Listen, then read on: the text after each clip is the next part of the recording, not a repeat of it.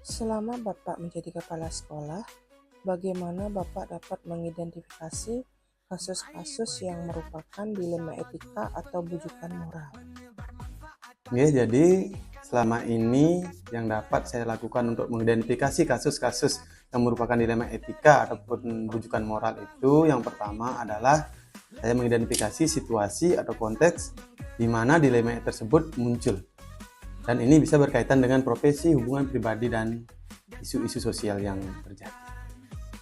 Selama ini, bagaimana Bapak menjalankan pengambilan keputusan di sekolah Bapak, terutama untuk kasus-kasus di mana ada dua kepentingan yang sama-sama benar atau sama-sama mengandung nilai kebajikan? Selama ini saya menjalankan pengambilan keputusan di sekolah, terutama untuk kasus-kasus di mana ada dua kepentingan yang sama, yaitu kita mengambil dari nilai-nilai kebajikan yang ada. Pertama, saya akan memahami konteks atau isu yang ada, mengidentifikasi kepentingan-kepentingan dari masing-masing pihak dan alasan yang ada di baliknya. Selanjutnya, kita harus memutuskan secara transparan, mempertimbangkan semua faktor, membuat keputusan yang jelas, transparan, untuk membangun pemahaman dan penerimaan yang baik untuk kita semua. Langkah-langkah atau prosedur seperti apa yang biasa Bapak lakukan selama ini? Langkah-langkah atau prosedur yang biasa saya lakukan selama ini, yang pertama adalah mengidentifikasi masalah yang terjadi, yang siapa yang menghadapi, dan apa alasan dibalik masalah itu terjadi. Yang kedua, mengumpulkan informasi, selanjutnya mengumpulkan pihak-pihak yang terkait, dan dilanjutkan dengan diskusi bersama stakeholder yang ada, sehingga apapun masalahnya bisa kita putuskan secara bersama-sama. Hal-hal apa saja yang selama ini Bapak anggap efektif dalam pengambilan keputusan pada kasus-kasus dilema etika? Selanjutnya, hal yang selama ini saya anggap efektif dalam pengambilan keputusan pada kasus-kasus dilema etika yang terjadi di sekolah, yaitu yang pertama adalah pendekatan secara kolaboratif. Di sini kita melibatkan dari berbagai pihak dalam proses pengambilan keputusan. Diskusi terbuka kami lakukan bersama seluruh warga sekolah untuk mengidentifikasi nilai-nilai yang ada. Selanjutnya kita harus menerapkan komunikasi yang jelas, menyampaikan keputusan secara jelas untuk semua pihak dan mengkomunikasikan apa alasan dari pengambilan keputusan yang kita dapatkan. Hal-hal apa saja yang selama ini merupakan tantangan dalam pengambilan keputusan pada kasus-kasus dilema etika? Hal-hal yang selama ini merupakan tantangan dalam pengambilan keputusan pada kasus dilema etika yang terjadi di sekolah. Mungkin yang pertama itu adalah tekanan eksternal.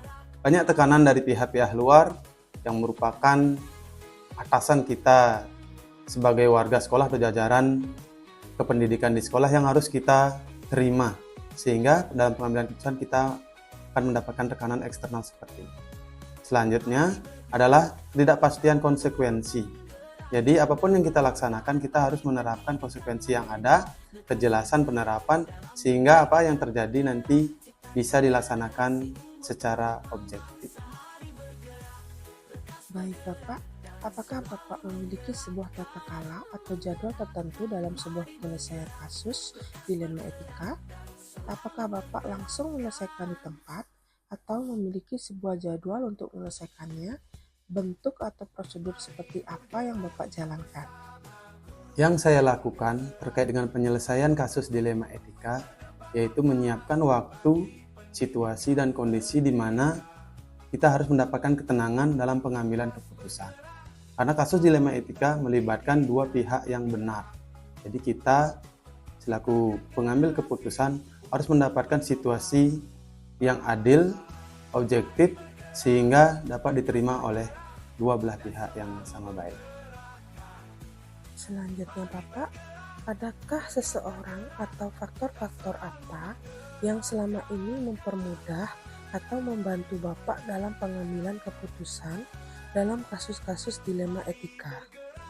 Selama ini, pihak yang mempermudah atau membantu saya dalam pengambilan keputusan kasus-kasus dilema etika adalah seluruh jajaran warga sekolah di SD nomor 6 Kuta, terutama guru, pegawai yang ada di sini, karena kami memiliki sebuah kolaborasi musyawarah dalam pengambilan sebuah keputusan. Jadi tidak ada yang memberatkan satu dengan pihak yang lainnya.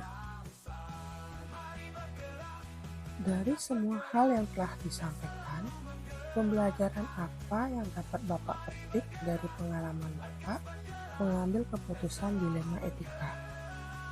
Dari semua yang sudah disampaikan, pembelajaran yang saya terima dari pengambilan keputusan dilema etika, yang pertama adalah keseimbangan antara analisis dan intuisi.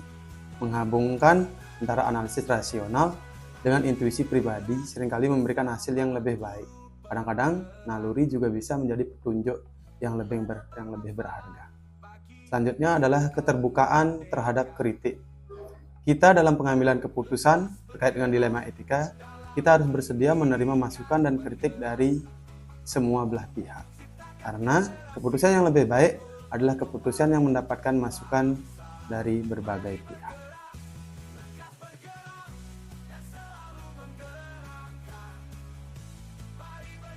Selama ini saya dapat mengidentifikasikan kasus-kasus yang merupakan dilema etika atau rujukan moral di sekolah dengan mengidentifikasikan situasi atau konteks di mana dilema tersebut muncul. Kemudian identifikasi stakeholder, siapa saja yang terlibat, dan menganalisis nilai dan prinsip apa nilai yang terlihat. Kemudian refleksi moral, menanyakan pada diri sendiri apa yang dianggap benar atau salah dalam situasi tersebut, dan mendiskusikannya dengan orang lain atau dengan guru. Kadang-kadang mendiskusikan dilema dengan guru dapat memberikan perspektif baru dan membantu mengklarifikasi pilihan. Selama ini saya menjalankan pengambilan keputusan di sekolah, terutama untuk kasus-kasus di mana ada dua kepentingan yang sama-sama benar atau sama-sama mengandung nilai kebajikan, yaitu dengan menganalisis situasi, kemudian mendiskusikan atau berdiskusi terbuka, kemudian menimbang nilai, kemudian mempertimbangkan konsekuensi, dan konsultasi dengan pihak ketiga itu jika perlu, dan berkonsultasi dengan rekan kerja atau profesional lain untuk mendapatkan perspektif tambahan dan saran yang mungkin bermanfaat. Kemudian mengevaluasi dan merefleksi. Setelah keputusan diambil, terasa penting untuk mengevaluasi hasilnya dan melakukan refleksi. Langkah-langkah atau prosedur yang bisa saya lakukan selama ini yaitu identifikasi masalah, kemudian pengumpulan informasi, jadi mengumpulkan data dan informasi terkait, kemudian diskusi dengan stakeholder, yaitu melibatkan semua pihak yang terpengaruh dalam diskusi terbuka. Yang berikutnya yaitu dengan analisis pilihan, yaitu mengidentifikasi alternatif solusi yang mungkin. Kemudian pertimbangan nilai atau prinsip, menganalisis nilai-nilai etika yang terlihat, mempertimbangkan apakah ada cara untuk mengintegrasikan nilai-nilai tersebut dalam keputusan yang diambil. Yang selanjutnya yaitu dengan evaluasi konsekuensi, menilai dampak-dampak jika jangka pendek dan jangka panjang dari setiap alternatif. Yang berikutnya mengambil keputusan dan komunikasi keputusan. Hal-hal yang selama ini saya anggap efektif dalam pengambilan keputusan pada kasus-kasus dilema etika adalah pendekatan kolaboratif, kemudian analisis dampak, keterbukaan untuk mengubah pendapat, dan komunikasi yang jelas. Dari menyampaikan keputusan dengan jelas kepada semua pihak yang terlibat. Mengkomunikasikan alasan di balik keputusan dapat membantu membangun pemahaman dan penerimaan. Hal-hal yang selama ini saya anggap efektif dalam pengambilan keputusan pada kasus-kasus dilema etika adalah pendekatan kolaboratif, kemudian analisis dampak, keterbukaan untuk mengubah pendapat, dan komunikasi yang jelas. Jadi menyampaikan keputusan dengan jelas kepada semua pihak yang terlibat. Mengkomunikasikan alasan di balik keputusan dapat membantu membangun pemahaman dan penerimaan. Hal-hal yang selama ini merupakan tantangan dalam pengambilan keputusan pada kasus-kasus dilema etika adalah tekanan eksternal mungkin ya, kemudian keterbatasan informasi, ketidakpastian konsekuensi, perbedaan perspektif.